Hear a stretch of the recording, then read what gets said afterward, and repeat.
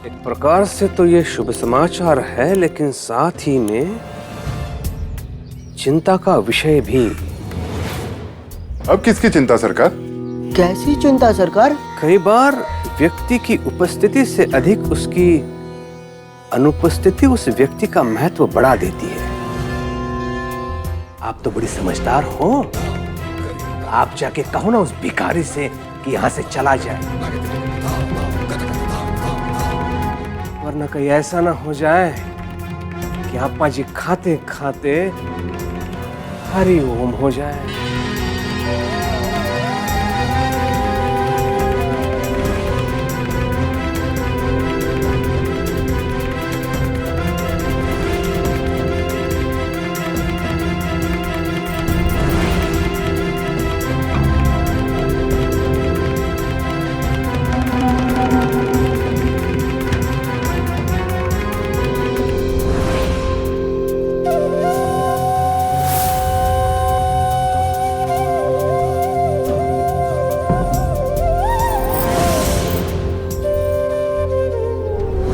हरिओम।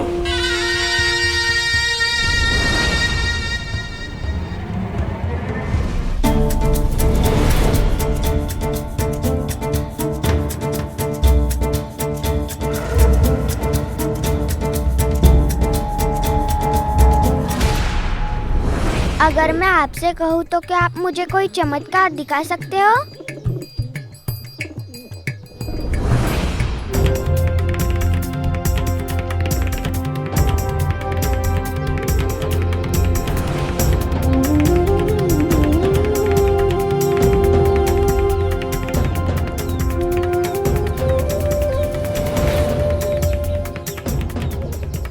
साइफू,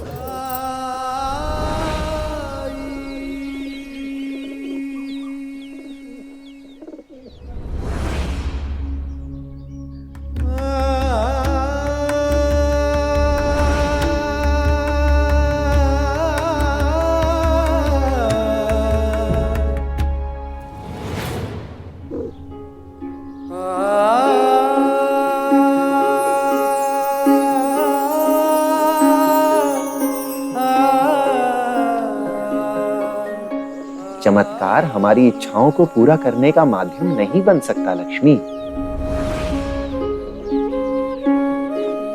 और ना ही ये किसी के सामने हमें खुद को साबित करने का माध्यम बन सकता है। चमत्कार की शक्तियां तो दूसरों की मदद करने के लिए होती हैं। हाँ, मैं इतना जरूर जानता हूं कि आज तुम जलेबी खाना चाहती हो। लेकिन आप कैसे जान गए कि मुझे जलेबियाँ खानी है?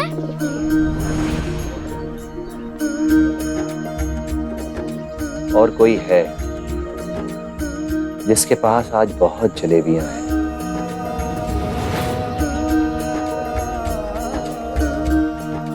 और अगर वो इतनी सारी मिठाइयां, इतनी सारी जलेबी अकेले खाएगा तो उसे नुकसान पहुंच सकता है।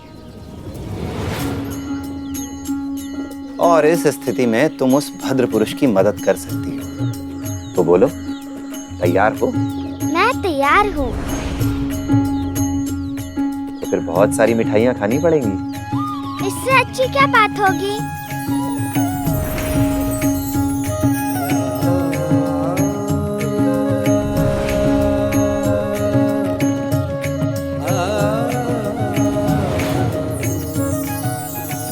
जलेबी?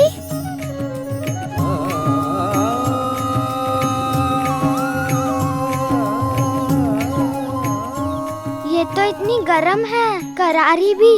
कहाँ से आई? यहीं शिरडी से। शिरडी से? लेकिन शिरडी के किसी भी दुकान में मैंने ऐसी जलेबी देखी ही नहीं है। बायजा माँ, अब तुम ही बताओ, शिरडी में इस समय ये जलेबियां कहाँ मिल रही हैं?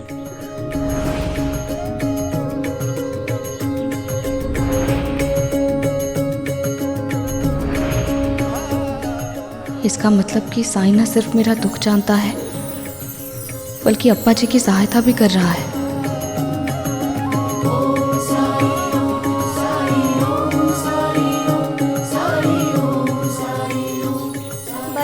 स्वादिष्ट है। अभी तो बहुत सारी मिठाइयाँ खानी है तुम्हें। सच?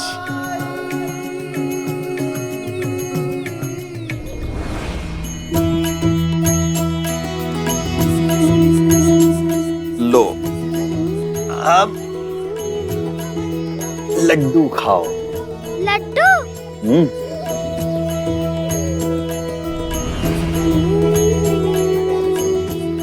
लड्डू तो मोनी को भी बहुत पसंद है।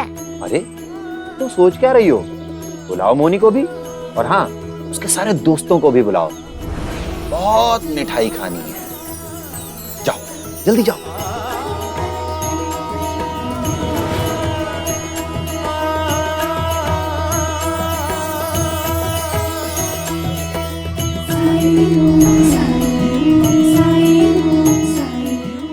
मैं जो भी खा रहा हूँ मुझे ऐसे क्यों लग रहा है जैसे वो मेरे पेट में न जाकर कहीं और जा रहा है।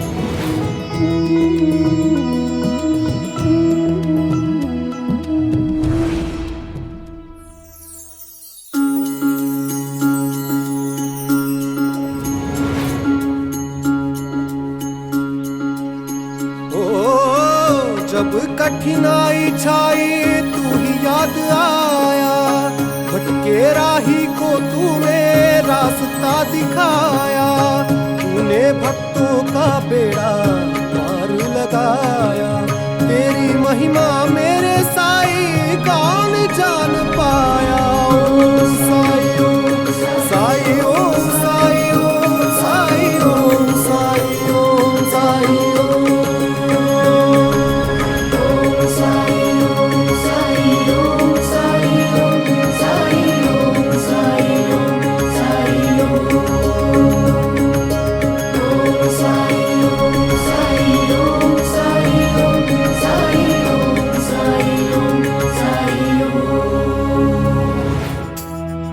देख क्या रहे हो? परोसो और परोसो।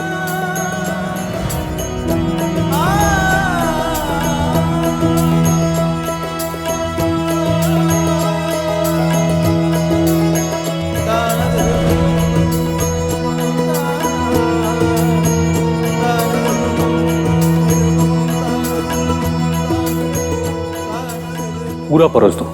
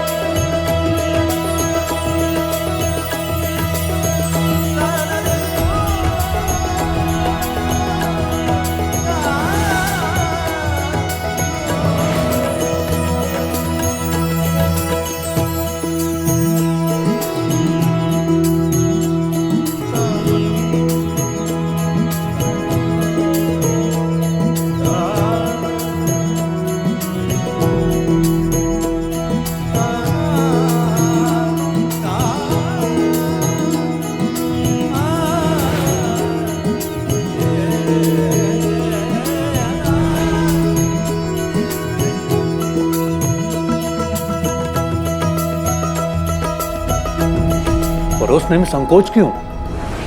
परोसिए, अभी तो मैं और खाऊंगा।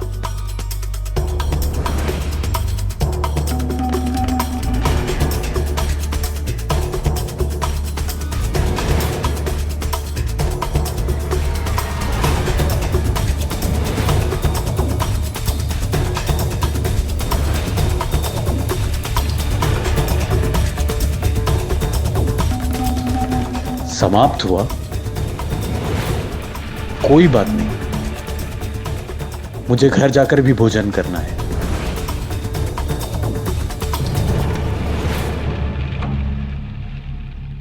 दादा, ये आदमी है कि दानव? 50 लोगों का खाना खाकर कह रहा है और भी खाएगा। भूखा कहीं का।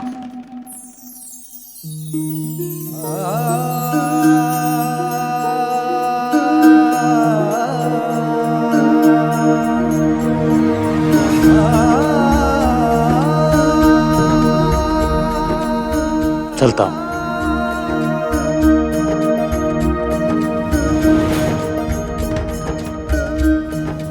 आज जाने दे रहा हूं अप्पा जी, अगली बार क्षमा नहीं करूंगा, समझ गए ना?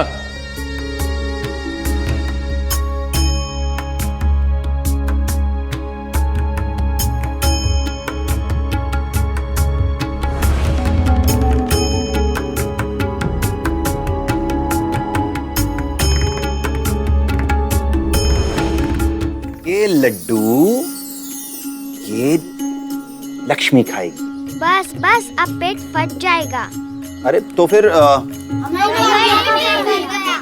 ये आखिरी है। चलो चलो। अरे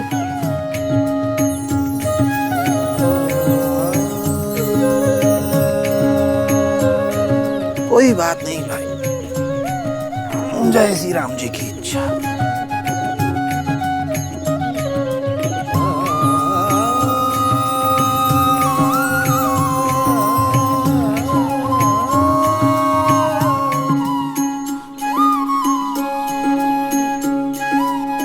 घर जाओ भाईजामा, सब अच्छा है।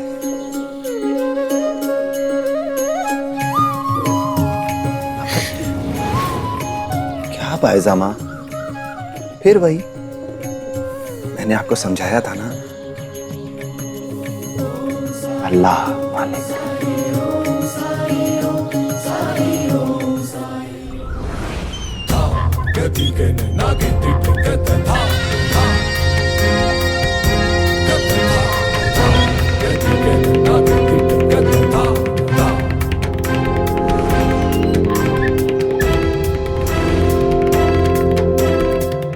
अंग्रेज सरकार के नए बनाए हुए नियमों ने मेरे हाथ बांध के रखे हैं, वरना कब का उस बैरागी को शिरडी से बाहर निकाल कर फेंक देता हूं।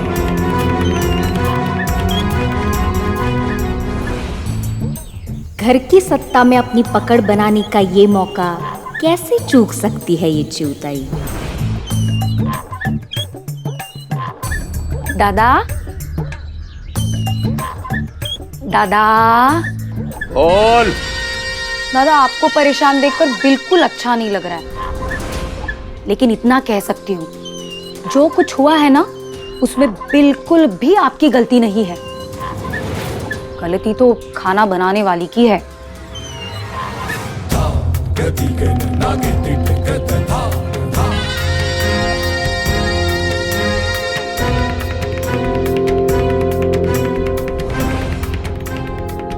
आपने 50 आदमी का खाना बनाने के लिए कहा था, पर मुझे नहीं लगता है 10 आदमियों से ज्यादा का खाना बना हुआ था। और कम खाना बनने की वजह से तुम्हें मुंह की खानी पड़ी।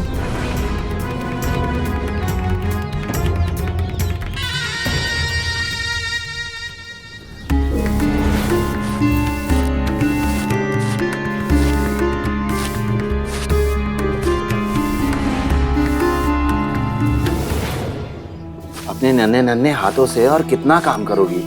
आपने इतना कुछ खिला दिया, पहले उसे हजम तो कर लो। सुना, तुम्हारी छोटी सी बेटी कितनी बड़ी बड़ी बातें करती है।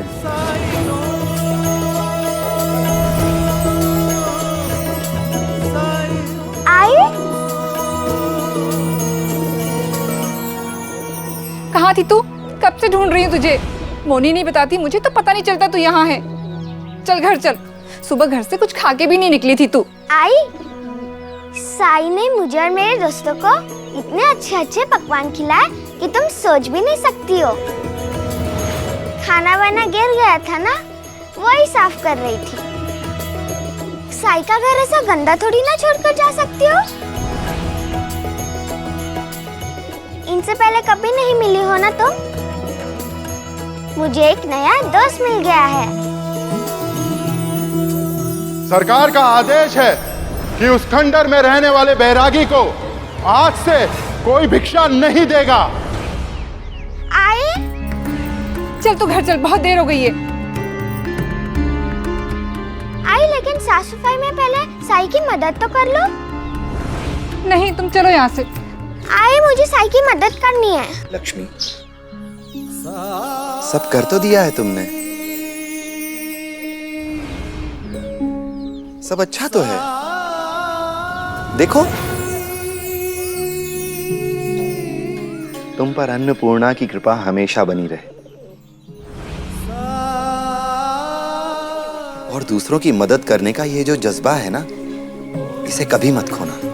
मदद कैसी? आपने तो मुझे साफ सफाई पूरी करने ही नहीं दी। तुम्हारी जितनी क्षमता है उससे ज्यादा मदद कर चुकी हो तुम मेरी। और तुम्हारी ही तरह अगर दुनिया का हर इंसान सबकी मदद करने लगे तो ये दुनिया बहुत बेहतर बन सकती है। लेकिन मेरे पास तो कुछ भी नहीं है किसी की मदद करने के लिए।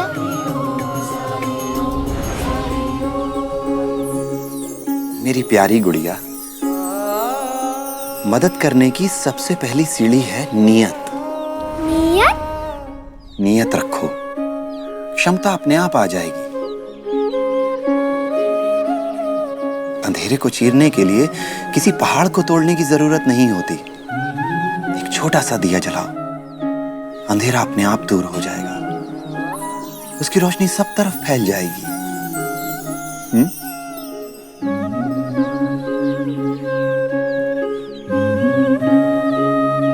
पता नहीं दिन भर कहाँ कहाँ घूमती रहती है, किस किस से बात करती है। अपने आप से क्या बातें कर रही हो आई?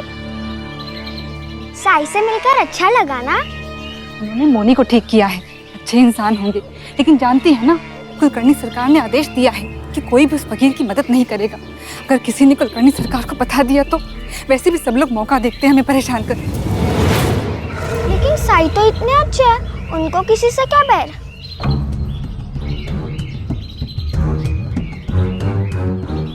देखा पंता जी, मुझे देख के कैसे घबरा गई माँ बेटी। आपकी सूरत ही ऐसी है कि कोई भी घबरा जाए।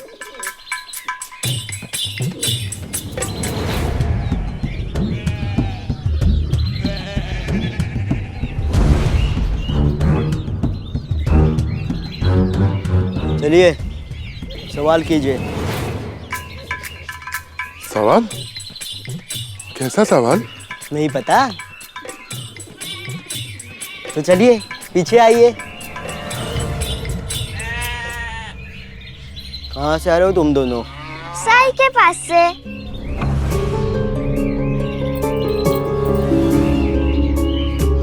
क्या कर रहे थे वहाँ? जलेबी खा रहे थे। जलेबी उस बैरागी के पास कहाँ से आ गई?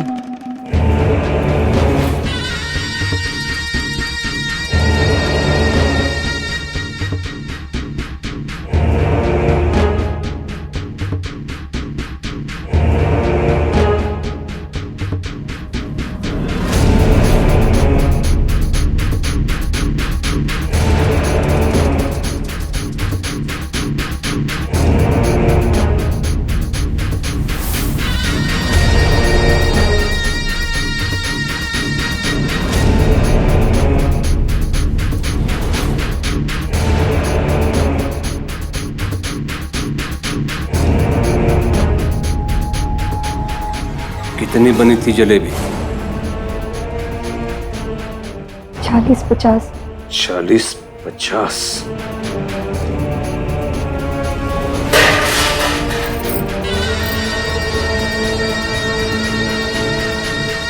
इतनी सारी जलेबी अब्बा पाटिल कैसे खा गया? 5 मैंने खाए और बाकी दोस्तों ने।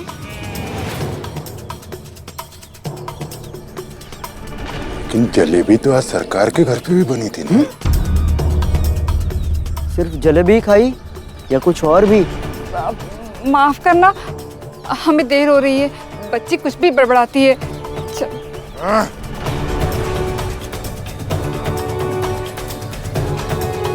पीछे। मेरे सवाल का जवाब ना देना मतलब सरकार के सवाल का जवाब ना देना है। उत्तर दो। सिर्फ जलेबी खिलाई या और पकवान भी खिलाए तो उस भिखारी ने? भिखारी नहीं है वो, उन्होंने हमें जलेबी ही नहीं भजिया भी खिलाई और लड्डू तो बहुत ही स्वादिष्ट था।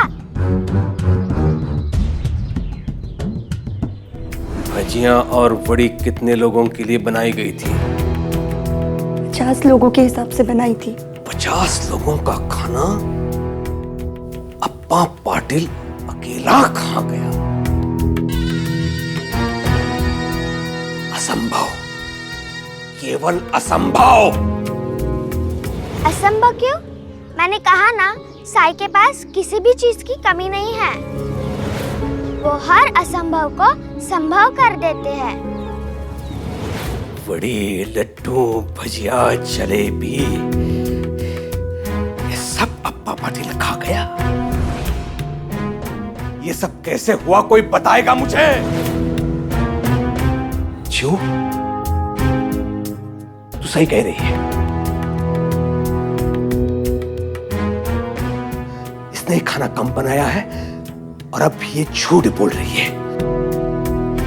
अगर अप्पा पाटिल इतना सारा खाना खा लेता तो वो जीवित नहीं बचता। जाते वक्त वो ये भी कह गया कि वो घर जाके और खाना खाएगा।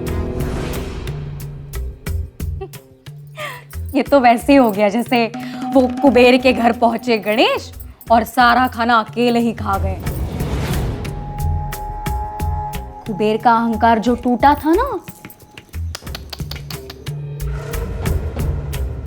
या तो अप्पा पाटिल गणेश है या फिर हमारे घर पर खाना कम बना है। नहीं नहीं, मेरा विश्वास कीजिए, अगर 50 लोग भी आ जाते ना तो भी खाना कम नहीं पड़ता।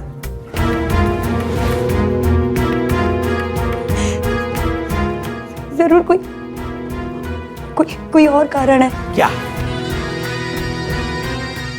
और क्या कारण हो सकता है रुक्मिणी?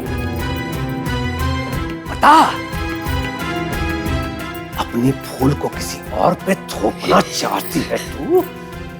फूल नहीं, मुझे तो लगता है ये तेरा ही षड्यंत्र है।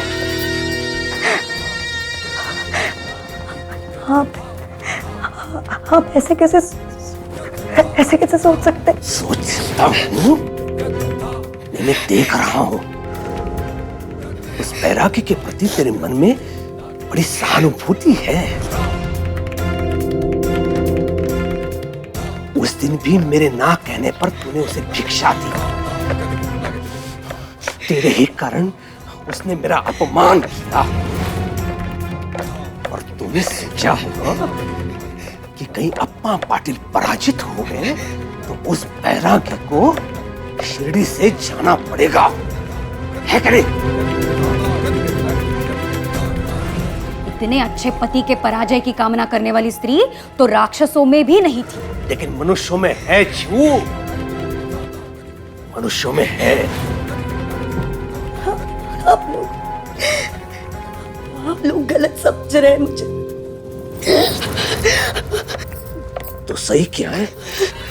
अप्पा पाटिल ने इतना सारा भोजन कैसे कर लिया? उत्तर दे। उत्तर मैं दूंगा सरकार।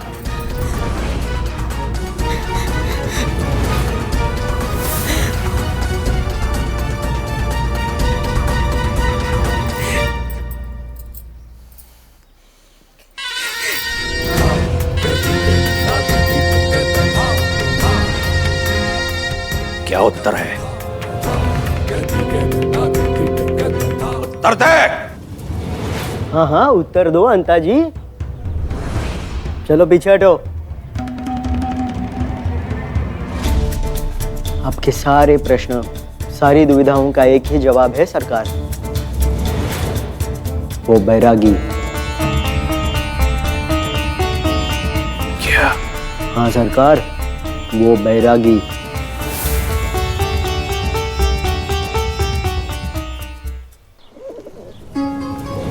भोग करने वाले को रोग का भय, कुल में पतन का भय होता है।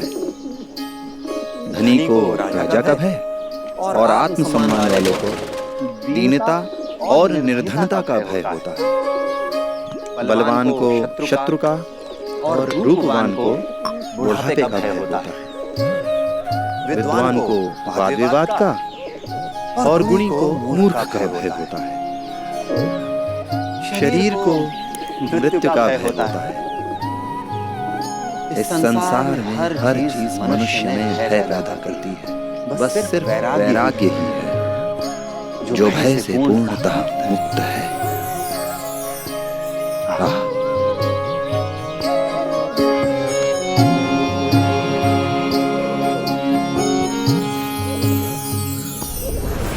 हरिओम।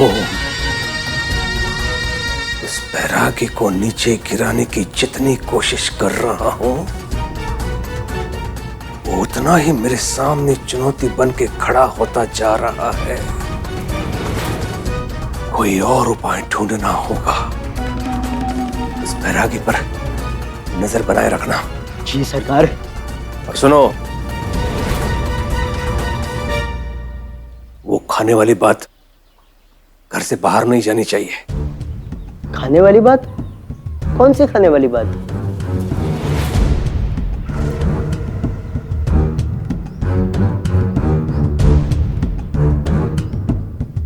हरिओम।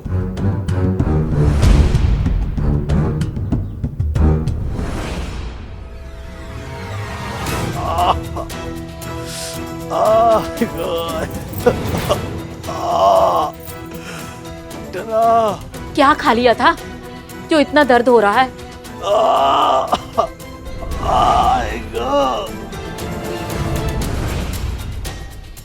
मैं अभी आती हूँ। अब तू कहाँ चली? इनके लिए औषधि लाने। किससे? साई से।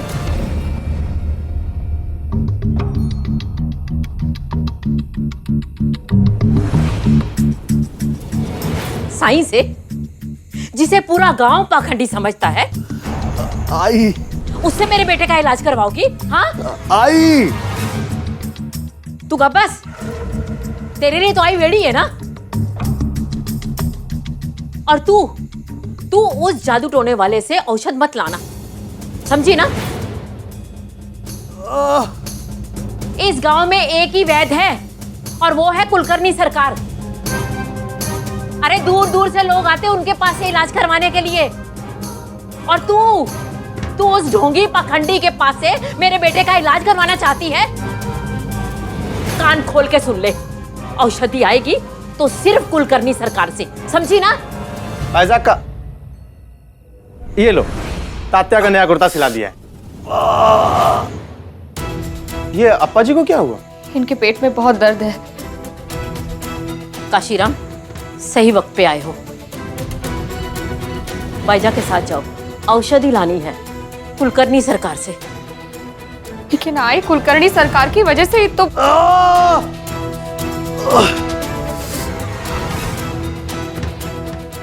आपको कुछ नहीं होगा, सब ठीक हो जाएगा। मैं अभी आती हूँ। ओह विठला।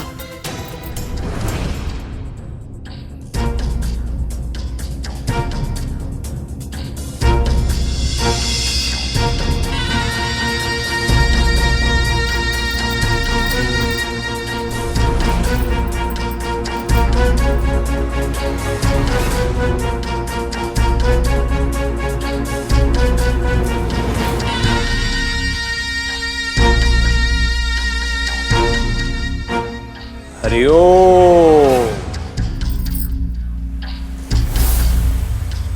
आज पूरे दिन में दूसरी बार आप मेरी चौखट पे आई हो भाईजा का। लगता है शिरडी चमत्कारों की भूमि बनती जा रही है। कहिए, सब कुशल मंगल तो है घर में? औषधि लेने आई हूँ। औषधि? इसका मतलब खाने ने अपना असर दिखा दिया। हरिओम। औषधि? घर में कोई अस्वस्थ है क्या? अप्पा जी। अप्पा जी, क्या हो गया अचानक से अप्पा जी को? जब से आपके घर से लौटे हैं तब से उनको। मात्र मेरे घर आने से लोग अस्वस्थ होते हैं, तो अब तक पूरे शिरडी को अस्वस्थ हो जाना चाहिए था भाईजान का। अब भूल रही है कि मैं वैद्य हूं, लोगों के रोग दूर करता हूं। इतना ही नहीं, पूरे शिरडी को रोग मुक्त रखने का प्रण लिया है मैंने। कल प्रातः समय आइए, औषधि तैयार मिलेगी। ओम। सुबह उनकी तबीयत बहुत ज्यादा खराब है, उनके पेट में बहुत दर्द है और आप कह रहे हैं कि मैं सुबह हूँ? भाईजाक का मैं आपकी पीड़ा समझता हूं भाईजाक का, और अप्पा जी की भी, लेकिन साथ ही साथ वनस्पतियों की पीड़ा का भी ध्यान रखना पड़ता है मुझे। सूर्यास्त के पश्चात वनस्पतियों को हाथ नहीं लगाता मैं। मेरे निद्रा का समय हो गया है। हरिओम।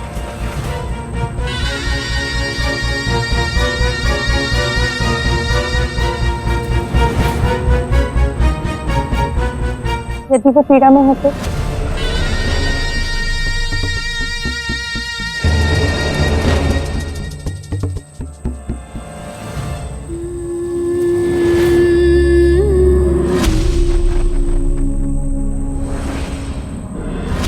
भाई साहब का, अगर आप कहें तो मैं लौट कर जाऊं, कुलकर्णी सरकार से विनती करूं, शायद वो मान जाएं। अप्पा रात भर इतनी तकलीफ में कैसे रहेंगे? भाई साहब का, उधर कहाँ जा रही है? घर तो इस तरफ है। लेकिन साईं इस तरफ है। खंडर में बैठ के सोचता है कि पूरी शिरडी बरगला देगा, लेकिन हम ऐसा होने नहीं देंगे।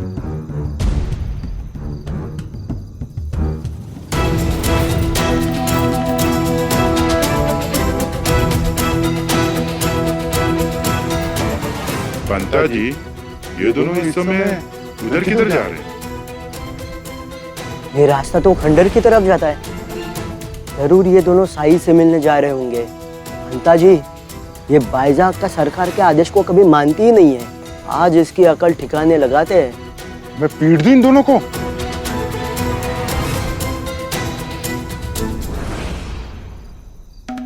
उठाओ। ये तो गोबर है। तो क्या हुआ? तो आप क्यों नहीं उठा लेते? मैं तो आपको मौका दे रहा हूँ, पर आप नहीं उठाना चाहते तो ठीक है, मैं तो खुशी खुशी उठा लूंगा। पंता जी, आप तो ऐसे कह रहे हैं जैसे ये गोबर नहीं इनाम है। समझे, लेकिन देर से। जब मैं ये गोबर उठाऊंगा और बाईजाक का के ऊपर फेंकूंगा तो इनाम किसे मिलेगा? मुझे। मैं उठाता हूँ। नहीं, मैं उठाऊंगा गोबर।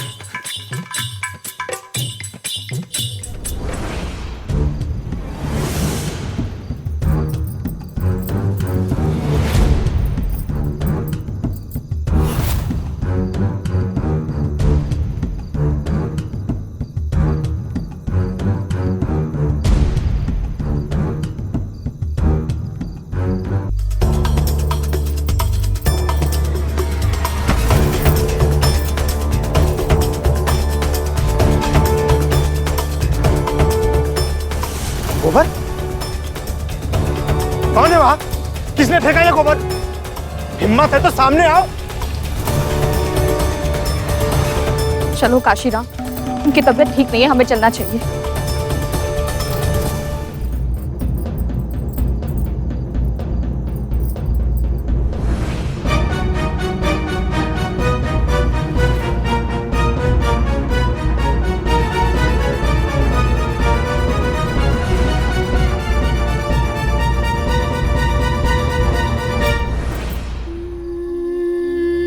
मेरी हालत देखकर दुखी मत हो।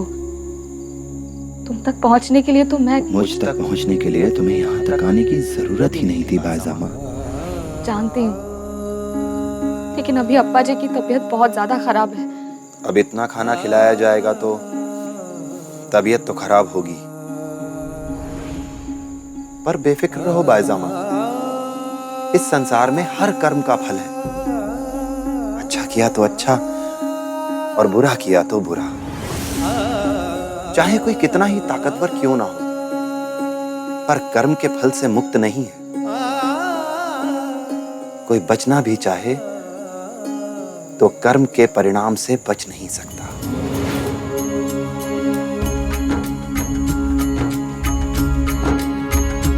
वो कहते हैं किस्मत जिसको कर्म का फल है, जीवन में कर्म योग का माधुर्य अटल है। जो कुछ है हाथ में तेरे, यही पल है। अच्छी पूर्ण किए जाए तो जीवन सफल है। ओम साई ओम साई ओम साई ओम साई ओम साई ओम साई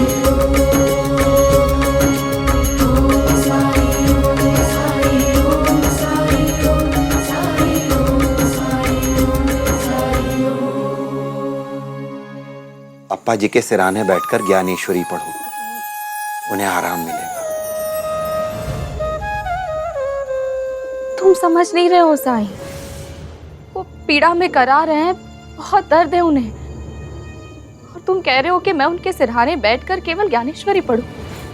मुझ पर विश्वास है ना बायजा माँ?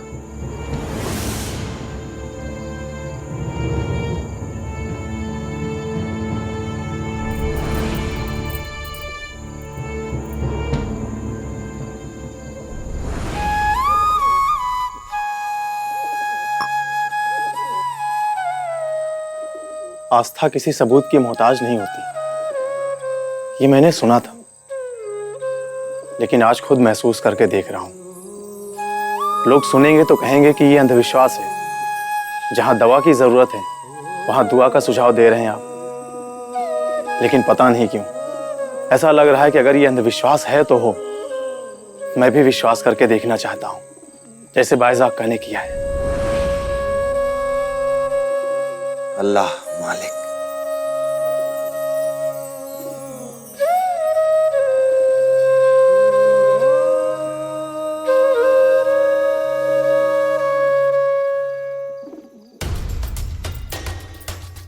औषधि कहाँ है? आई, वो कुलकर्णी सरकार ने कहा कि सूर्यास्त के बाद वो वनस्पति नहीं तोड़ सकते, इसलिए औषधि तो कल ही मिलेगी। कल? तो क्या मेरा बेटा इतनी तकलीफ में रात बिताएगा? हाँ, कुछ नहीं होगा उन्हें आई।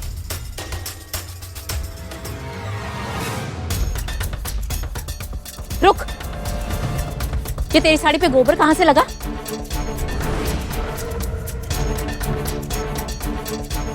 आई वो रास्ते में। वाह, काय करूं?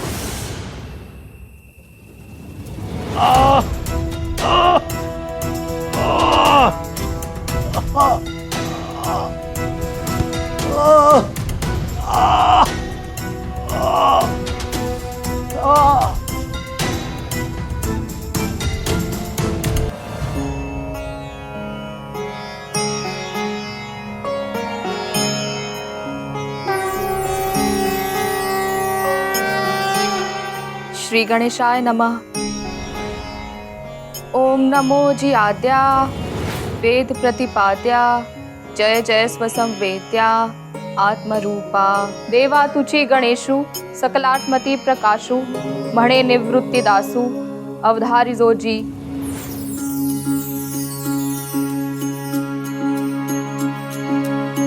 जब जीवन में दुख का अंधियारा छाए, मन में सदा श्रद्धा की ज्योत जलाए, विश्वास मन का तुझको पार लगाए, भक्ति भावना श्रद्धा से जो शीश झुकाए। ओम साई ओम साई ओम साई ओम साई ओम साई ओम साई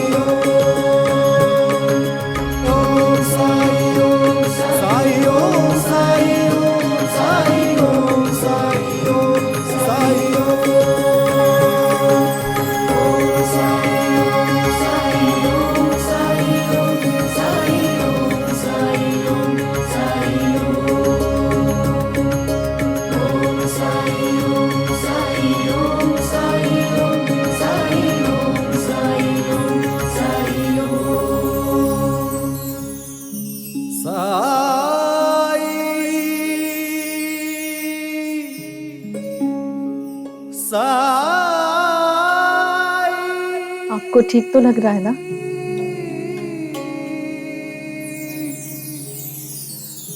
साईं कृपा।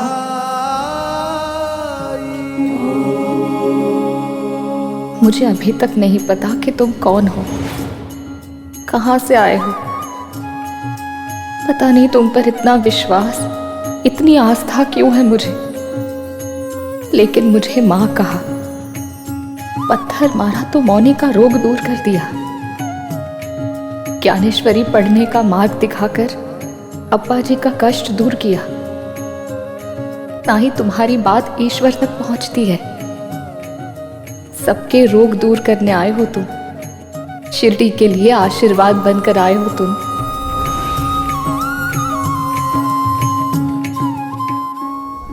अब्बा जी की तबीयत बहुत ज्यादा खराब है। कुलकर्णी सरकार ने कहा कि सूर्यास्त के बाद वो वनस्पति नहीं तोड़ सकते। बायजा का बढ़िया आई थी मुझसे औषधि लेने। कुलकर्णी सरकार मूर्ख नहीं है जो औषधि देकर अप्पा के कष्ट कम कर दे। हरिओम हरिओम। कुलकर्णी सरकार ने दवा नहीं दी। अब मैं अपने बच्चे शिरडी को को ऐसे लेकर वैद्य कहाँ की जाऊं? जरूरत है जो सबका इलाज करे बिना पक्षपात के। लेकिन अभी अब्बा जी की तबीयत बहुत ज्यादा कल खराब प्रातः समय आई है, औषधि तैयार मिलेगी। मैं अपने बच्चे को लेकर कहाँ शिरडी जाऊं? को ऐसे वैद्य की जरूरत है जो सबका इलाज अब्बा जी करे की तबीयत बिना बहुत ज्यादा पक्षपात खराब के। है। औषधि तो कल ही मिलेगी।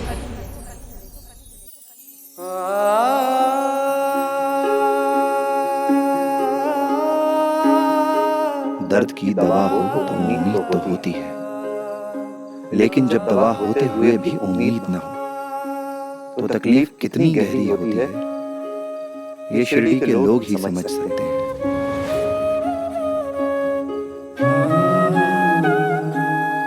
शत्रु, मित्र, धनी, निर्धन, धर्म, जाति, कुल, इन्हें इलाज करने या ना करने के लिए आधार कैसे माना जा सकता है? और खास तौर पर तब जब शासक ही स्वयं वैद्य हो। तो क्या शासक की ये जिम्मेदारी नहीं कि उसकी प्रजा रोग मुक्त रहे? फिर शर्त कैसी? अहंकार क्यों?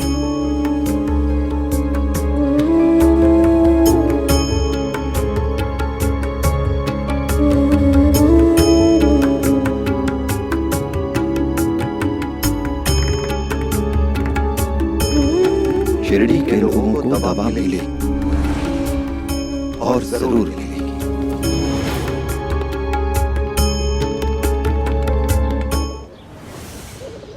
साई! साई!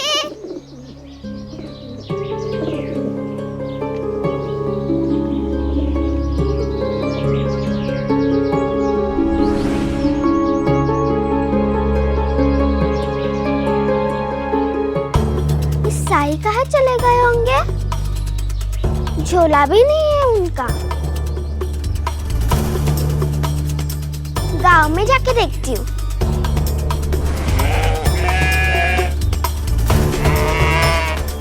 आपने साई को देखा क्या? साईं, वो तो खंडर में रहता है ना। वहां से तो आई हूँ मैं अभी। तो फिर मुझे नहीं पता। आपने साई को देखा है क्या? दूर हटो। साईं को अभी जंगल की तरफ जा रहा था अपने झोला बोला लेके। क्यों, क्या हुआ? जंगल क्या? साई! साई! साईं? कहाँ है साईं?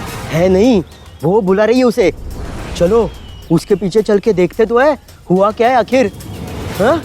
हाँ चलो। हाँ। अरे अंता जी! अरे हाँ पंता जी।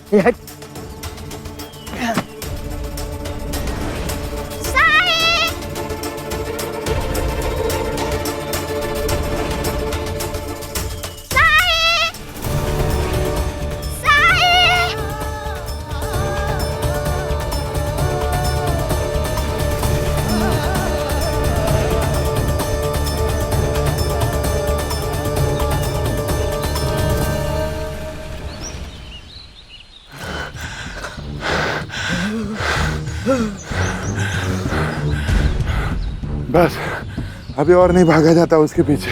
अब उसके पीछे भागने की जरूरत भी नहीं पड़ेगी अंता जी। गया वो भिखारी शिरडी छोड़ के। और अब ये शुभ समाचार सरकार को देना होगा। सरकार तो बहुत खुश होंगे हम पर। चलो सरकार को बता दें। हरिओम।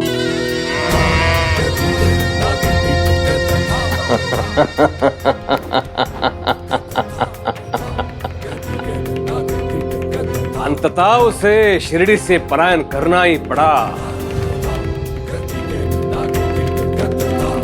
एक प्रकार से तो ये शुभ समाचार है, लेकिन साथ ही में चिंता का विषय भी।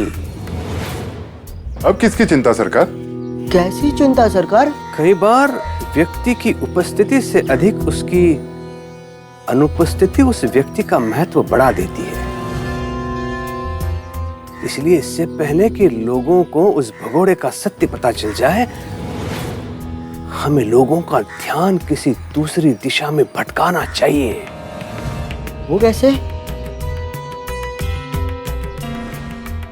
मनुष्य प्राणी बड़ा स्वार्थी होता है। उसके सामने अगर समस्या हो और उससे उसका व्यक्तिगत हित अहित बाधित हो रहा हो तो वो दूसरों के हित अहित के बारे में नहीं सोचता है। और वैसे भी स्मृतियों की आयु बहुत छोटी होती है कि नहीं? समय के साथ सब धुंधला हो जाता है। पूरे गांव को चावड़ी पे बुला लो, एक महत्वपूर्ण घोषणा करनी है मुझे। हरिओम।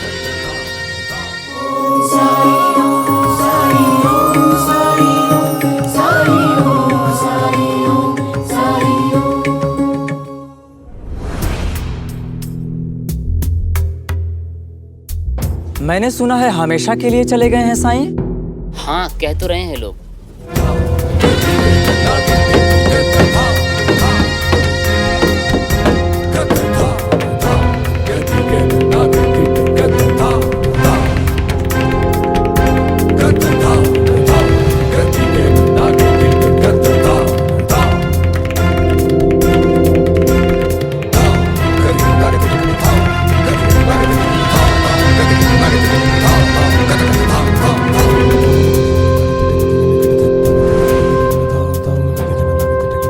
लगता है कोई खास घोषणा होने वाली, तभी सरकार आए हैं। हरिओम। चातुर्मास का आरंभ होने वाला है और जैसे हर वर्ष होता आया है वैसे इस वर्ष भी महापूजा का आयोजन होगा। कल का दिन शुभ है। मुनीम जी, चंदा इकट्ठा करना है। महापूजा इस समय? वो तो बाद के महीने में होती है ना? ये सच कह रहे हैं? विलंब नहीं करना है। सरकार, हर साल जब किसान अपनी फसल बाजार में बेच के आता है उसके बाद ही चंदा दे पाता है पूजा के लिए, लेकिन इस बार तो फसल कटी भी नहीं है। ये बेचारे लोग चंदा कैसे दे पाएंगे? आप अपनी बात कीजिए महालसापति जी, लोगों से बात करने के लिए हम हैं ना।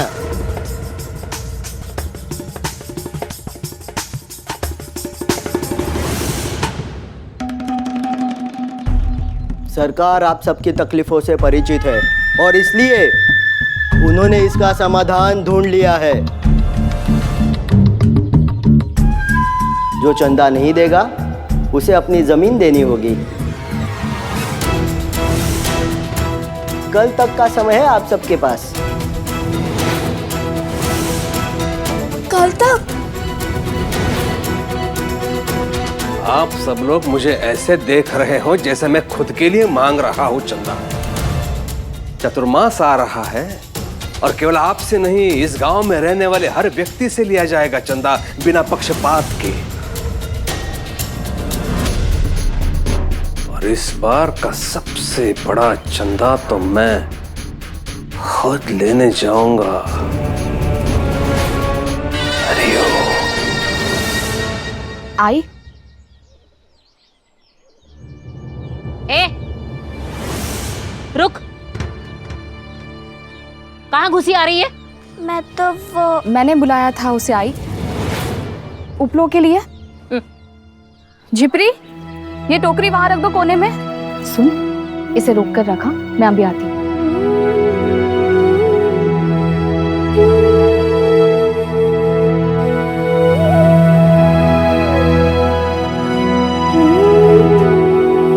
रुक झिपरी, आई आ रही है। ये ले। ये लो। लड्डू खाओ। लड्डू?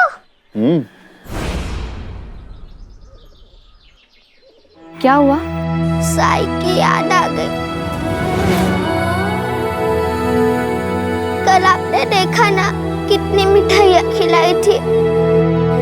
मुझे क्या पता कि मैं इसके बाद उनसे कभी नहीं मिलूंगी।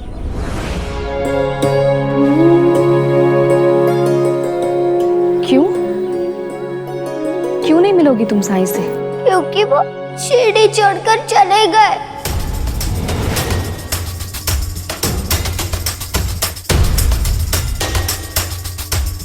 साई शिरडी छोड़कर? नहीं, ऐसा नहीं हो सकता। मेरे सामने हुआ है, मैंने खुद देखा उनको जाते हुए।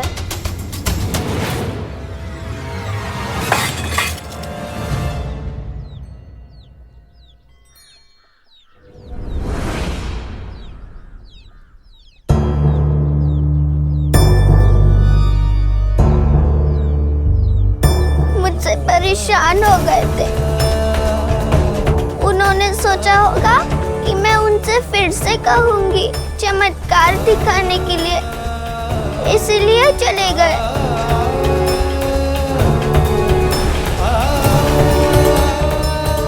तुम्हें पूरा विश्वास है कि साई? हाँ?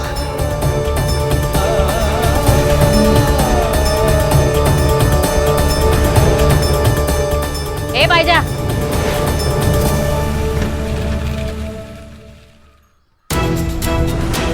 अब तू कहाँ जा रही है? चल अंदर। मुझे जाने दीजिए आई। वो मेरा साई, मुझे उसे रोकना होगा आई। अच्छा हुआ, बला टली, शिरडी से भी और हमारे घर से भी।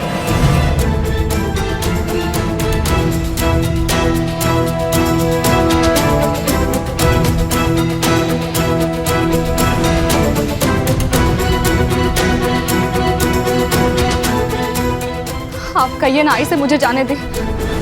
साई रक्षक है हमारा, शिरडी का रक्षक है वो। कल शाम को जो भी कुलकर्णी सरकार के यहाँ आपको जबरदस्ती परोसा गया, खाने के लिए मजबूर किया गया, क्या आपको ऐसा नहीं लगा कि वो सब आपके पेट में नहीं जा रहा है? साई की कृपा थी वो। कुलकर्णी सरकार आपको सबक सिखाना चाहते थे क्योंकि मैंने साई को खाना खिलाया था, लेकिन साई ने उनके षड्यंत्र को विफल कर दिया। आपकी रात की तकलीफ भी साई की कृपा से ही दूर हुई थी। नहीं तो कुलकर्णी सरकार ने कोई कसर नहीं छोड़ी थी आपसे बदला लेने में।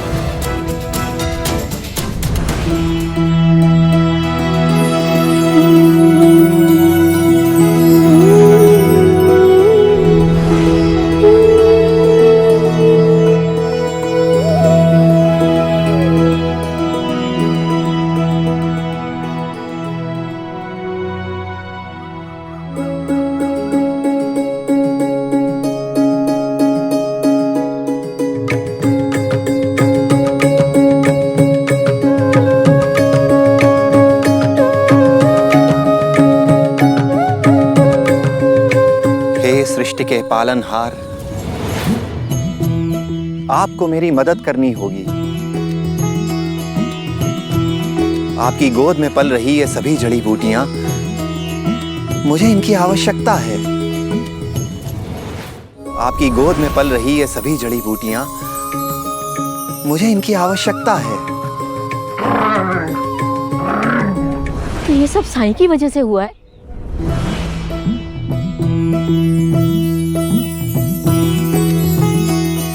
अब तो आपको विश्वास हो गया ना साई पर? हाँ, विश्वास हो गया, पक्का विश्वास हो गया कि अगर तेरा साई नहीं होता तो ये नौबत ही नहीं आती थी। तेरे साई ने कोई उपचार नहीं किया, बल्कि उसने तो और कष्ट दिया मेरे बेटे को। तू तो अंधी हो गई, अंधी। साई ऐसा नहीं है, साई तो हाँ, तू तो अपनी पत्नी की तरफदारी करेगा, माँ की नहीं। आई तो बेड़ी है। हाँ, साई कृपा, साई की वजह से सब हो रहा है। तीनों एकजुट भी हो जाओ ना तो भी मेरा विचार बदल नहीं सकते। कान खोल के सुन लो एक बात, मैं इस घर की मालकिन हूं। जब तक मैं जिंदा हूं इस घर में वही होगा जो मैं चाहूंगी। और अगर इसके बावजूद भी तुम उस पाखंडी को मिलने गई तो मुझसे बुरा कोई नहीं होगा, समझे?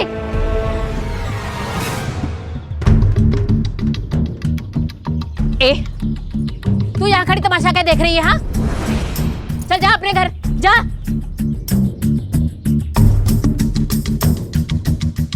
हाय, मुझे सिर्फ एक बार साई को रोकने दीजिए, सिर्फ एक बार। इधर उस पाखंडी को मिलने के लिए घर से एक कदम भी निकाला तो तुझे तात्या की सौगंध है।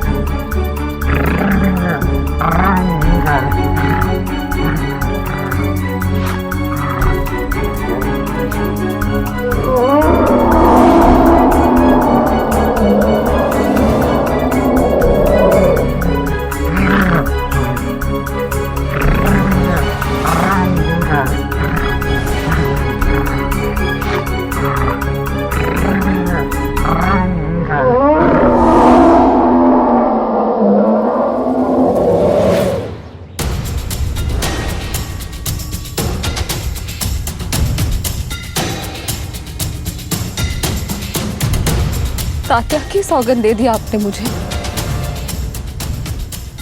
एक बेटे की सौगंध देकर आप मुझसे मेरा दूसरा बेटा छीनना चाहती हैं? हाँ, ताकि तेरी मूर्खता से मुझसे मेरा बेटा ना छीन जाए।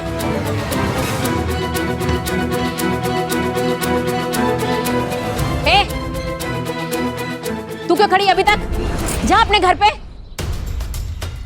और दोबारा ऐसी खबरें लेकर आई ना तो मुझसे बुरा कोई नहीं होगा। जा यहां से।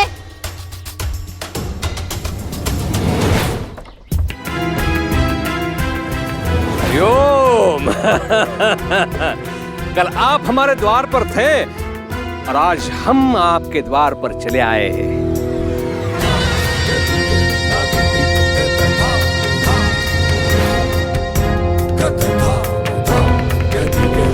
शिरडी में स्वच्छता अभियान का समय आ गया है और इसमें आपका योगदान बहुत महत्वपूर्ण है अप्पा जी।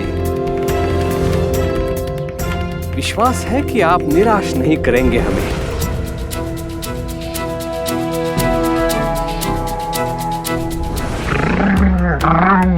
इस समय तुम्हारी आवाज में गुस्से से कहीं ज्यादा पीड़ा है, एक माँ की पीड़ा। और एक माँ की पीड़ा मैं अच्छी तरह समझ सकता हूं। चिंता मत करो।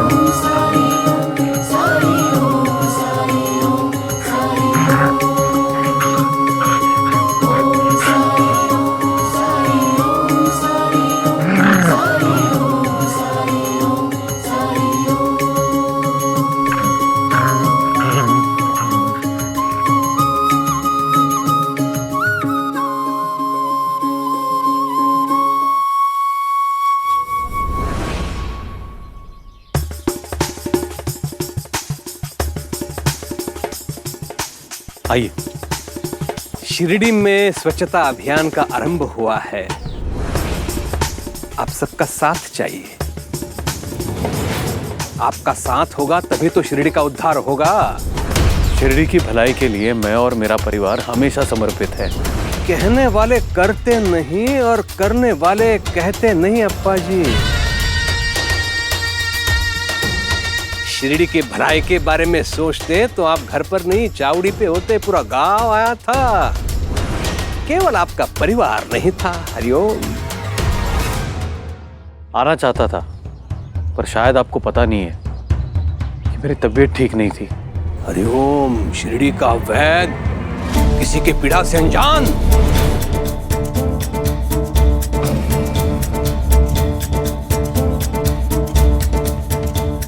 आपकी बहू ने कल आने में बहुत देर कर दी।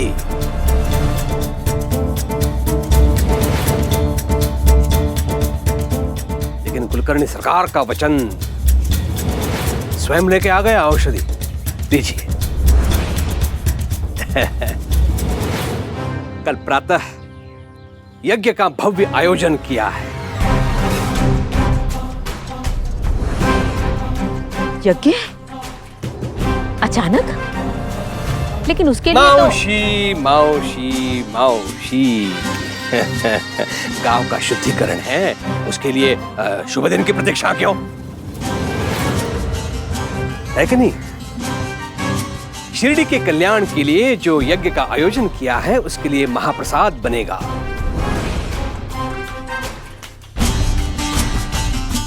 और महाप्रसाद के लिए गेहूं, चावल, घी, गुड़, तेल, ये सब गांव के पाटिल से ही प्राप्त होगा।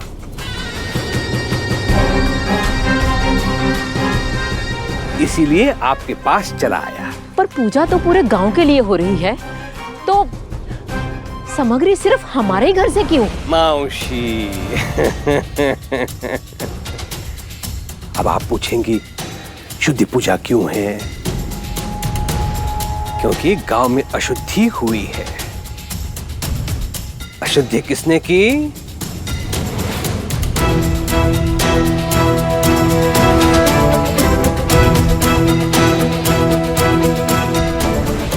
और जिसने अशुद्धि की वही भरपाई करेगा, है कि नहीं?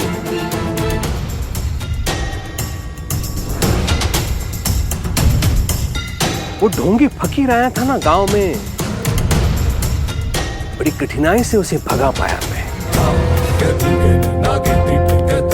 जब से गांव में आया तब से कुछ ना कुछ अपशकुन कर रहा था। तंत्र मंत्र की भूमि नहीं है।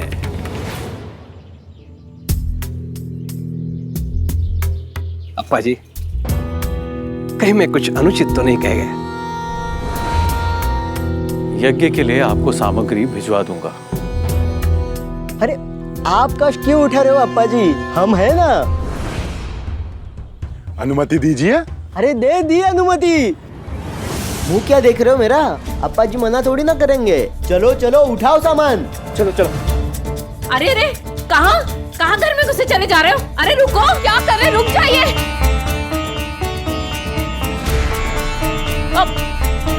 अरे रुको।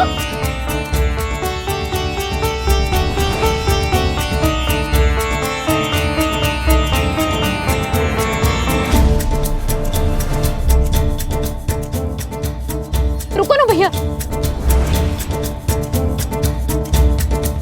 कुछ मेवा बादाम भी मिल जाए तो भगवान और प्रसन्न हो जाएंगे। अरे जरूर रखा होगा, रसोई घर में देखते हैं।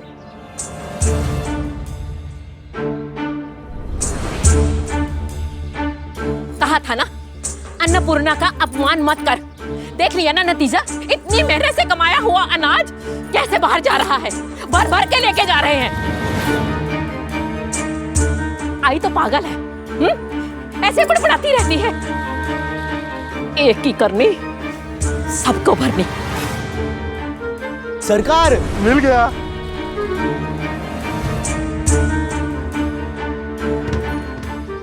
कल घर में भोजन मत बनाइएगा। यज्ञ में महाप्रसाद का आयोजन किया है। कर्म भोज होगा, बड़ा आनंद आएगा। हरिओम।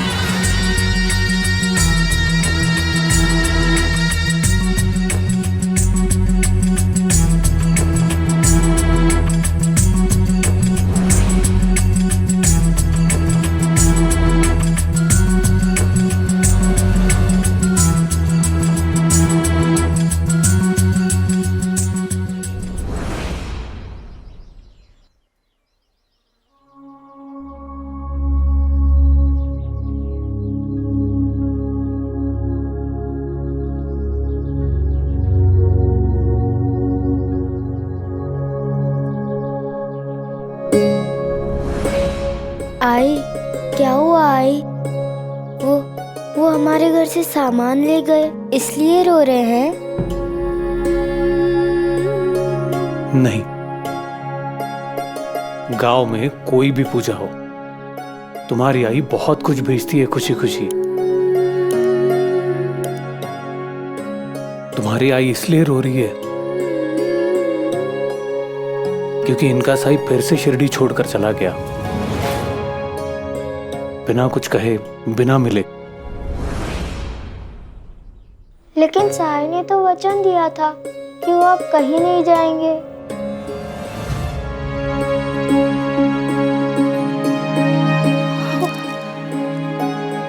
वचन दिया था उसने मुझे, मैं भूल कैसे गई? सुना आपने क्या कहा इसने? साई ने वचन दिया था मुझे, कहा था मुझसे कि वो शिरडी छोड़कर कभी नहीं जाएगा। कई बार बच्चे अपनी मासूमियत में वो सच्चाई कह देते हैं जो हम बड़े नहीं देख पाते हैं। दिया था उसने मुझे वचन, दिया था उसने मुझे वचन। जिस वजह से तुम दुखी हो बायजामा, उसे मैं अपने लिए तुम्हारा प्रेम, तुम्हारी ममता जानकर तुम्हें प्रणाम करता हूं। तुम्हारी इस ममता के लिए लोग हमेशा हमेशा तुम्हें मेरी मां के रूप में याद रखेंगे।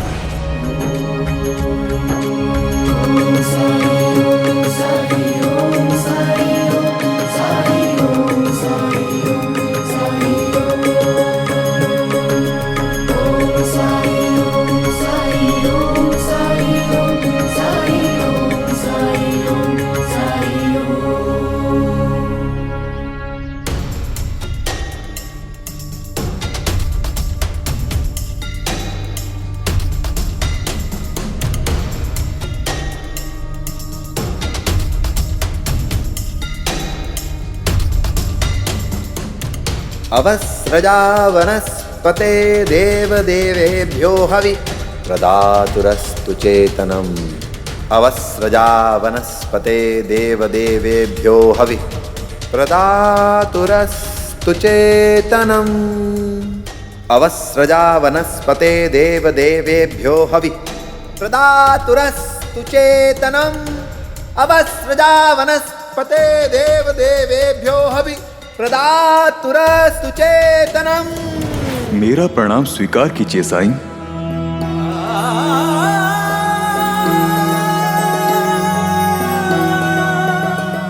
मैं जानता था कि आप यहाँ आएंगे। आपके चरणों का स्पर्श पाकर अपार सुख की अनुभूति हो रही है। मुझे आदेश करिए, मैं किस प्रकार आपकी सेवा करके धन्य हो सकता हूँ। शिरडी और उसके आसपास के लोगों की पीड़ा, उनके दुखों, उनके रोगों को दूर करने के लिए आपकी इन वनस्पतियों की आवश्यकता है। मेरे पास जो कुछ भी है उसे आपकी सेवा में समर्पित करता हूँ साईं। अपने खाने पीने का ख्याल रखिएगा और कोशिश कीजिएगा कि कल गांव में जो पूजा है उससे पहले आप आ जाएं। हाँ, मैं सामान बेच के जल्दी आ जाऊंगा, तुम चिंता मत करो।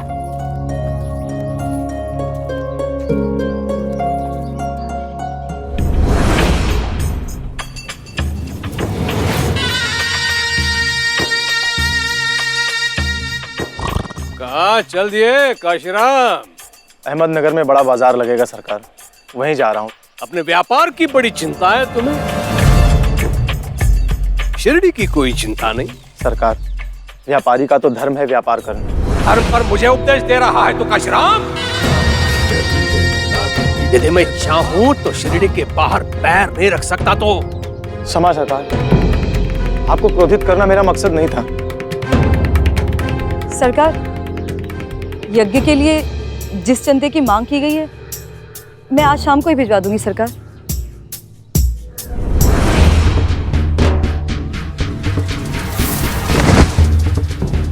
काशीराम जी के हिस्से का चंदा हम अभी वसूल कर लेते हैं।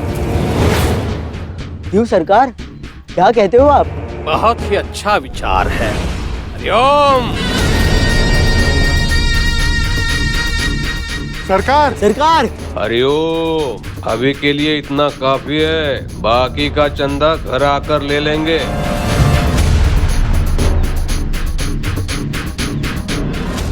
काशीराम, जाने की अनुमति दे रहा हूं,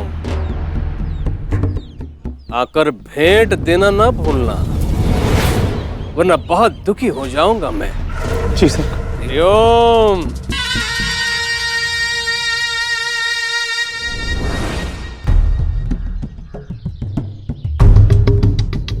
जंगल से जा रहे हो ना काशीराम? संभल के जाना। हाँ, मैंने सुना है डाकुओं का नया गिरोह आ गया है।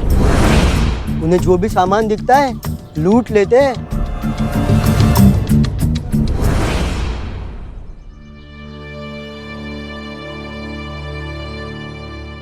सुनिए, मत जाइए, मेरा मन बहुत घबरा रहा है। जोखिम तो उठाना पड़ेगा गोदा।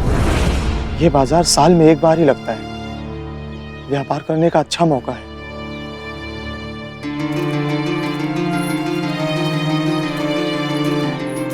हे खंडोबा, इनकी हर मुसीबत से रक्षा कीजिएगा। लोगों का जाना आना बंद होगा जंगलों से, तो हम डाकुओं का क्या होगा? दिन भर से कोई हाथ ही नहीं लगा। अगर आज कोई नहीं मिलता है तो हमें बाहर जाकर गांव ही लूटने पड़ेंगे। तुम लोग अगर अपनी बकबक बंद करके थोड़ा सतर्क रहते तो 2 दिन पहले जो चूक हुई थी वो नहीं होती। डाकुओं के हाथों से लोग अगर ऐसे ही बच के निकलते रहेंगे तो डाकुओं का डर ही निकल जाएगा।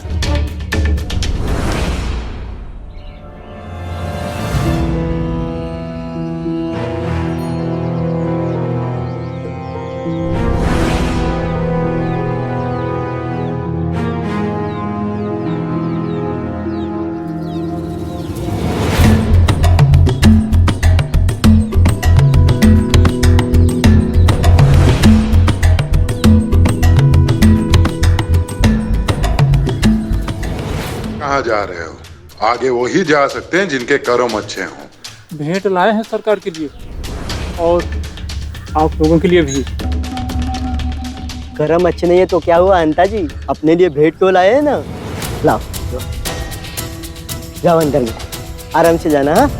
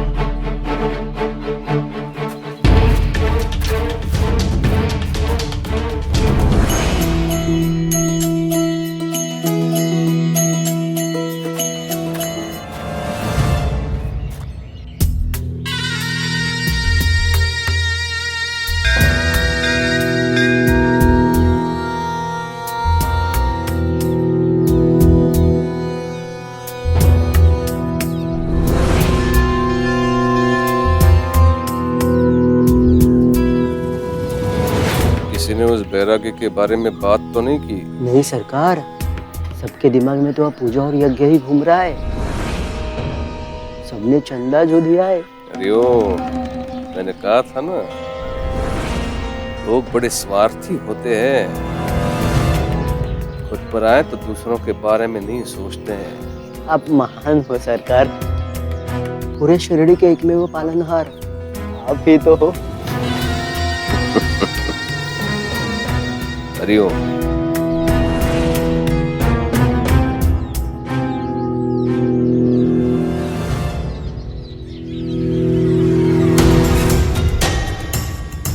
अरे अंता जी, ये क्या कर रहे हो? इस महापूजा में लगने वाली सामग्री सबसे ज्यादा इन्हीं के घर से तो आई है, तो सबसे पहले इन्हीं का हक बनेगा ना। आइए, पधारिए। कहने को पूरे गांव की पूजा है, सामान सारा हमारे घर से लूट कर लाया गया है। पाप किसी का ढूंढना पड़ रहा है हमको। चल।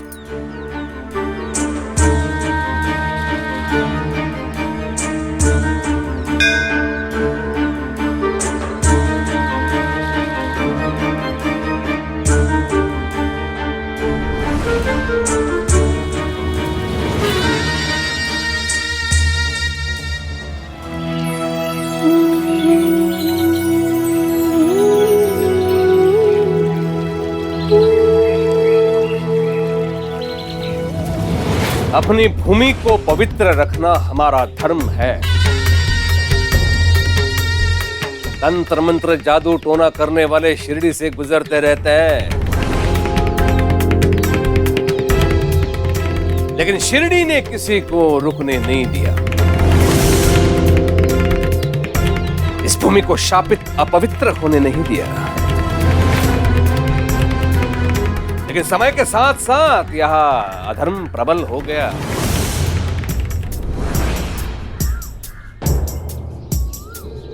इस भूमि को नकारात्मक ऊर्जा से मुक्त रखने के लिए आज हम अग्निदेव को प्रसन्न करेंगे, ताकि वो हमारी पुकार देवताओं तक पहुंचाए और देवता इस भूमि को पुनः पवित्र करने की कृपा करें। हरिओम।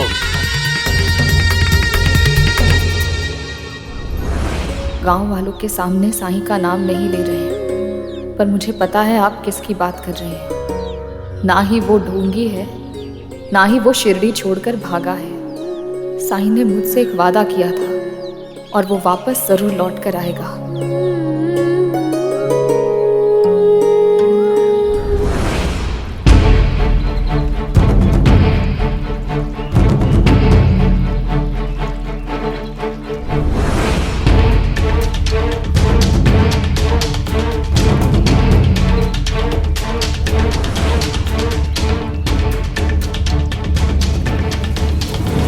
तो फकीर लग रहा है, इसके पास क्या मिलेगा?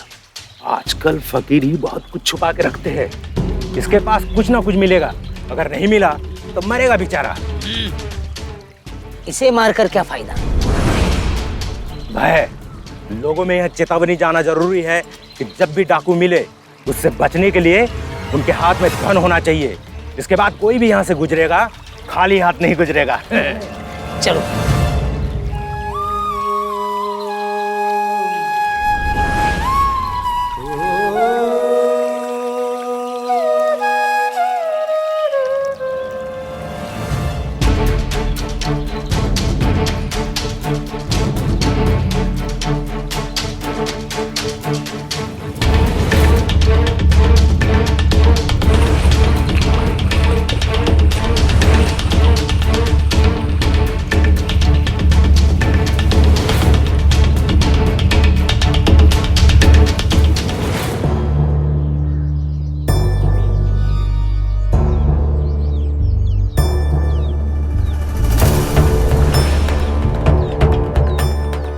क्या बात है भाई साहब, आप ठीक तो हैं?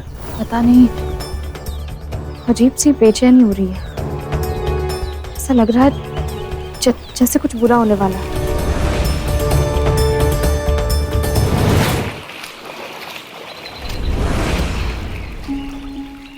कहाँ भटक रहे हो? भटके तो तुम हो जो डाकू राणा के इलाके में आ गए। ऐसे क्या देख रहे हो? डाकू राणा का नाम नहीं सुना कभी? तभी तो मरने चले आए यहाँ, नहीं मालूम पड़ते हो? मैं तो हमेशा से यही था। अच्छा, फिर भी डाकू राणा का नाम नहीं सुना? डाकू राणा इस जंगल का राजा है, राजा। वही फैसला करता है इस जंगल में कौन जिएगा कौन मरेगा। लोग उनके नाम से कांप उठते हैं। चलो निकालो जो भी तुम्हारे पास, सामने रख दो। देने के लिए अमूल्य धन है मेरे पास, लेकिन उसे सामने नहीं रखा जा सकता, उसे स्पर्श नहीं किया जा सकता, उसे देखा नहीं जा सकता, उसे केवल महसूस करना होता है, आत्मसात करना होता है। दगड़ू, सरजा, लेकर आओ उसे। लो, आ गया बुलावा। डाकू राणा का बुलावा मतलब यम का बुलावा। वो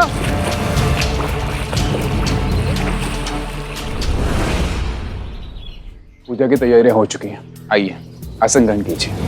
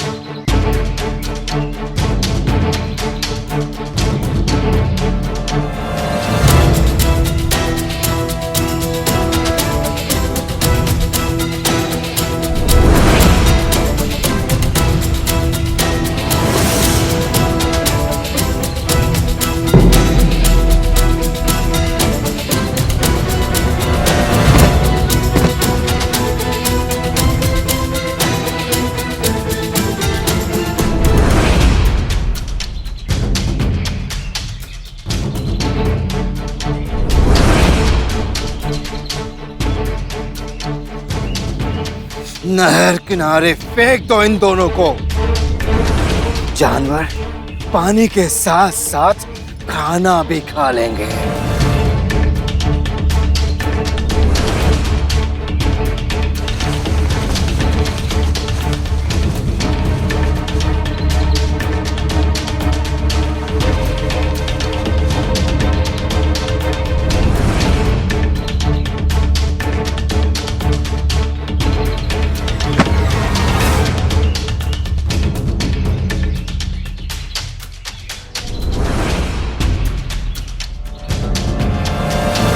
इस जंगल में रक्त और वक्त सिर्फ राणा की मर्जी से बहता है।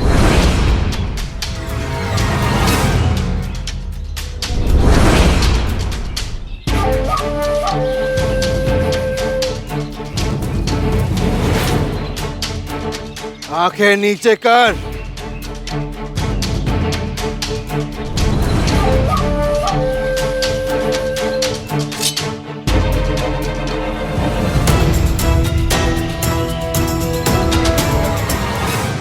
साईं, जरूर मेरी ये घबराहट साईं के लिए है।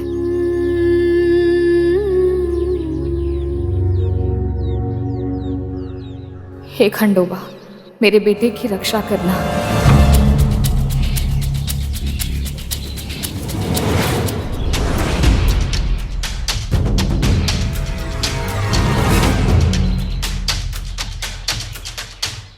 अपने सच की रोशनी से डरते हो या झूठ के अंधकार से?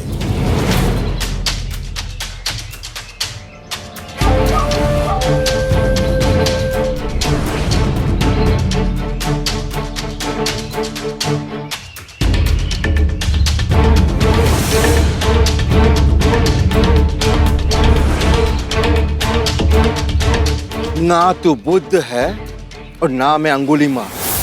क्या तुम जानते हो तुम कौन हो? सुना नहीं तुमने? मैं इस जंगल का राजा हूं। लेकिन इस जंगल में तुमसे भी बड़ा एक राजा है राणा। इस जंगल में और भी कोई राजा है। और तुमसे कहीं ज्यादा ताकतवर।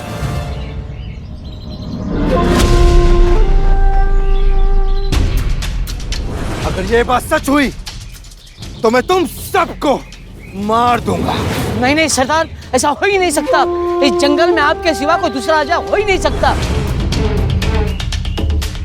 जंगल का पत्ता पत्ता आपके नाम से कांपता है। मेरे आदमी इस जंगल का चप्पा चप्पा जानते हैं। लेकिन अगर तुम किसी को नहीं जानते तो इसका मतलब ये तो नहीं कि वो है ही नहीं। ठीक है,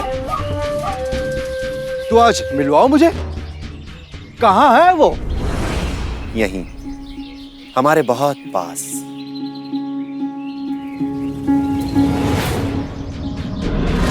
ये कैसा राजा है हा? जो दिखाई नहीं देता। तुम अपनी आंखें बंद करो और उसे मन से याद करो, वो जरूर दिखेगा। खेल खेल रहे हो हमारे साथ? नहीं राणा, मैं सच कह रहा हूं।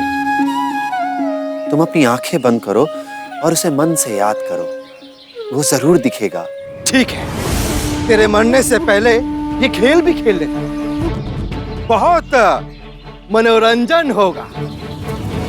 वैसे भी तेरे पास देने के लिए कुछ नहीं है। मैं अपनी आंखें बंद करता हूं।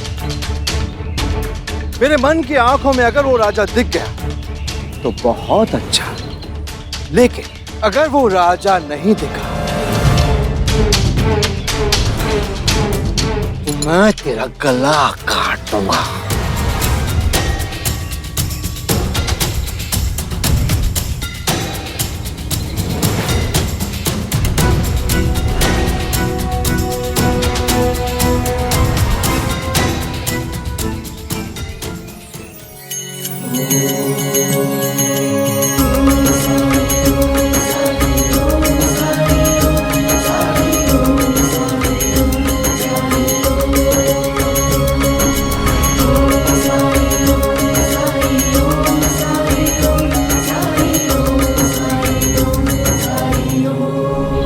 कहाँ है तेरा राजा? मुझे दिखाई क्यों नहीं देता?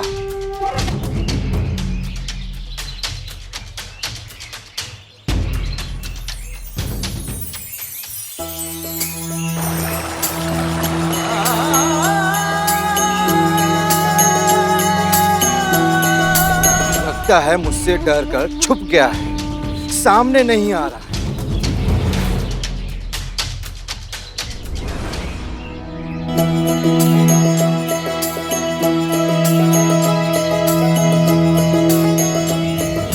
मुझे बेवकूफ बनाने की कोशिश में तेरा गला कटने वाला है। ये क्या फालतू के पेड़ पौधे दिखा रहा है? अब तू खेल हार गया है, अब इसकी सजा मिलेगी।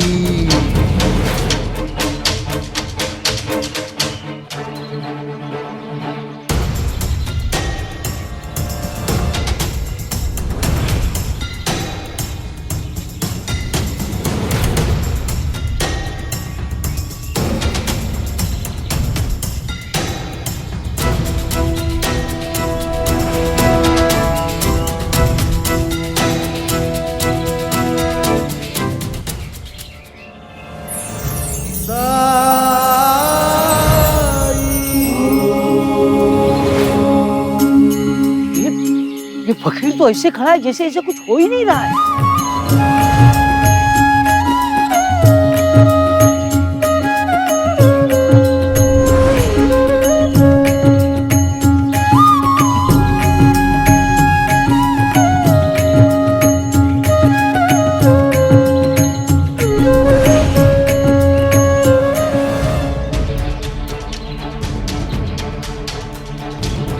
राणा की कुल्हाड़ी किसी को छू भी जाए तो खून की नदियां बहा देती है, फिर इसके शरीर से खून की एक भी बूंद कैसे नहीं बही? ना रक्त तुम्हारा और ना वक्त तुम्हारा। मेरे एक इशारे की देर है।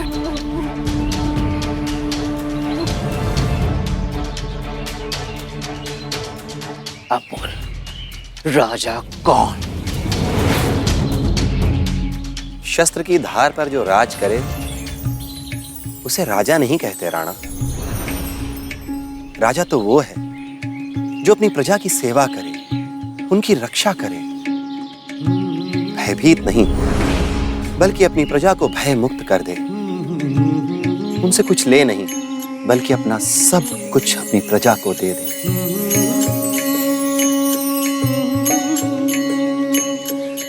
और जानते हो राणा, असली राजा तो अपनी प्रजा के सुख का श्रेय भी नहीं लेता, क्योंकि वो उसे अपनी उपलब्धि नहीं, अपना धर्म मानता है। उपदेश देके भटकाओ मत। तुमने कहा इस जंगल में एक राजा है तो नजर क्यों नहीं आ रहा है? हम इंसानों की एक समस्या है राणा, जानते हो क्या?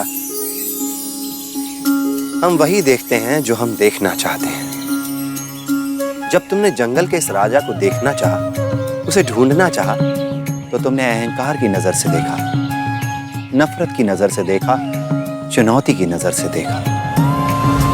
पर जिस राजा की मैं बात कर रहा हूं, अहंकार तो उसमें है ही नहीं, नफरत तो उसमें है ही नहीं, तो फिर वो तुम्हें कैसे दिखता? आदर्श राजा वो है जिसकी करुणा, जिसकी अच्छाई, जिसका प्रेम राज्य के कण कण में, प्रजा के उद्धार में साफ नजर आए, जो प्रजा के सम्मान, प्रजा की सुरक्षा, प्रजा के सुख में साफ प्रतिबिंबित, परिभाषित, वही राजा है।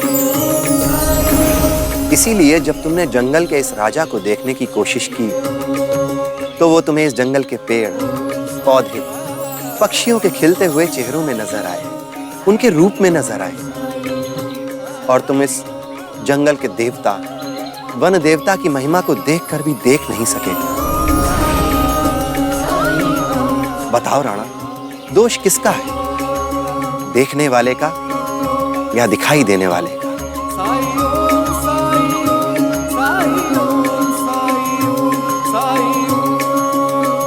ऐसे और भी मजेदार वीडियो के लिए हमारे चैनल को लाइक, शेयर और सब्सक्राइब करें।